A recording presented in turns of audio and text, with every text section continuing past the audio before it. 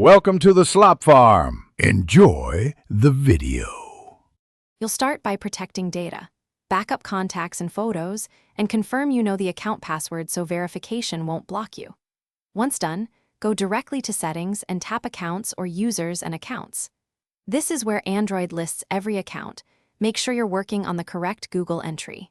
You're beginning the action now because removal affects local app data and sync, so proceed deliberately rather than guessing which account to remove.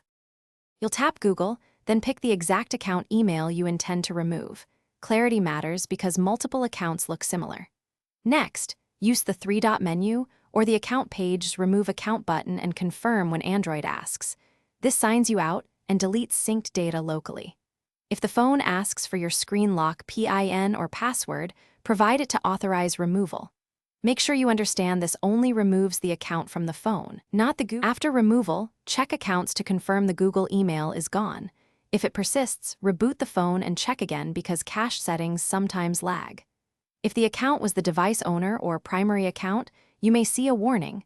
Sign into another Google account or consider a factory reset if you intend to change owners. If removal fails, clear the Settings app cache and retry. That usually fixes stuck entries. If you still can't remove it, use the account password to remove remotely from My Account.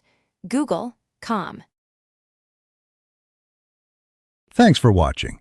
Consider subscribing if we helped you today.